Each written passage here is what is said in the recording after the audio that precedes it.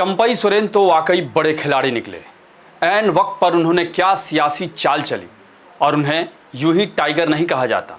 और अगर टाइगर को कोई जख्मी कर दे तो फिर वो किस तरह अपने शिकार पर खुलेआम हमला बोलता है, इसकी ताज़ा मिसाल चंपई सोरेन है।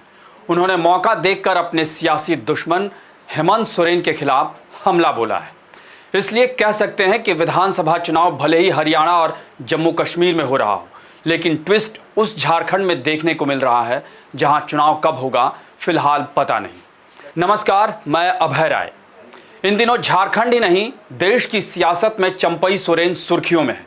कभी वो अचानक कोलकाता चले जाते हैं, फिर उनके बीजेपी नेता शुभेंदु अधिकारी से मिलने की खबर आती है, फिर वो अचानक कोलकाता से दिल्ली पहुंच जाते हैं जहां उनके बीजेपी में शामिल होने की खबर चलती है, तो वो उसे सिरे से खारिज कर देते हैं और फिर झारखंड पहुंचते हैं तो नई पार्टी का ऐलान भी कर देते हैं। और अब खबर ये आती है कि वो 30 अगस्त को बीजेपी में शामिल होने जा रहे हैं। यानी देखा जाए तो पूरे हफ्ते चंपई सोरेन ही छाए रहे हैं। दरअसल जेल से बाहर निकलते ही हेमंत सोरेन ने जिस तरह चंपई सोरेन से जबरन इस्तीफा लिखवाकर उन्हें मुख्यमंत्री पद से हटाया और फिर खुद मुख्यमंत्री बन गए, तब से ही चंपई मौके की तलाश में थे कि कैसे उन्हें झटका दिया जाए। और जैसे ही उन्हें मौका मिला, हेमंत सोरेन को उन्होंने जोर का झटका जोर से दिया है।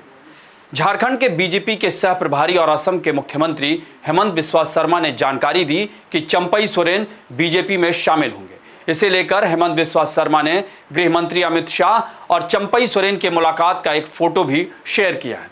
अब सवाल ये कि जब बीजेपी में पहले से ही बाबूलाल मरांडी, अर्जुन मुंडा जैसे दिग्गज आदिवासी नेता मौजूद हैं जो झारखंड के मुख्यमंत्री भी रह चुके हैं, ऐसे में एक और पूर्व मुख्यमंत्री चंपई सोरेन को बीजेपी अपने पाले में लाकर कितना फायदा उठाएगी, इसे आसानी से समझा जा सकता है। लेकिन चंपई सोरेन को इससे क्या फायदा होगा, ये तो वही जाने। गौरतलब है कि चंपई सोरेन शिबू और हेमंत सोरेन परिवार के काफी करीबी हैं। झारखंड की सियासी फिजा में तो लोग उन्हें उनका रिश्तेदार तक कहते हैं। और तो और हेमंत सोरेन ने अपने परिवार के लोगों को दरकिनार कर चंपई सोरेन को ही अपना समझकर मुख्यमंत्री पद सौंपा था, इसलिए कि जब वो जेल से वापस आएंगे तो सत्ता हस्तांतरण में कोई दिक्कत नहीं आई। लेकिन चंपई सोरेन ने हेमंत सोरेन को सियासत का वो कड़वा सच समझा दिया कि यहां कुर्सी से बड़ा कोई नहीं होता और सत्ता की सियासत में कुर्सी ही अंतिम लक्ष्य है, और अगर उससे कोई हटाया तो फिर उसका क्या परिणाम होगा, ये हेमंत सोरेन से समझा जा सकता है। वैसे देखा जाए तो बीजेपी के लिए इस बार का लोकसभा चुनाव अच्छा नहीं रहा। एक के बाद एक कई आदिवासी कार्ड खेलने के बावजूद बीजेपी झारखंड में एक भी आदिवासी सीट नहीं जीत सकी, जबकि उसके पास 2 बड़े आदिवासी चेहरे पहले से मौजूद थे।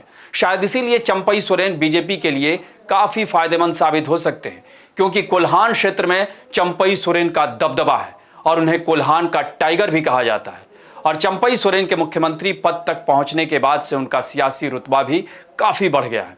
यही नहीं, झारखंड में इन दिनों कुर्मी जाति के जयराम महतो टाइगर भी बीजेपी ही नहीं, सबके लिए नया सियासी दर्द बने हुए हैं। ऐसे में चंपई सोरेन को अपने पाले में लाकर बीजेपी ने एक तीर से कई निशाने साधने की कोशिश की है।